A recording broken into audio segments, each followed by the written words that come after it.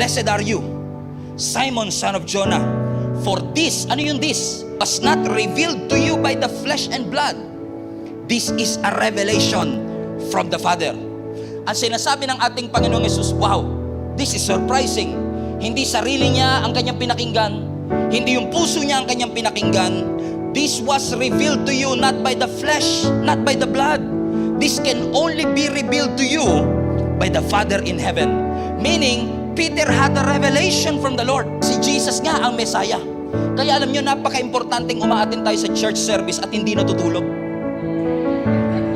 Kasi every time we listen to the Word of God, nakaka-receive tayo ng impartation na nagli-lead sa revelation, na nagli-lead sa transformation.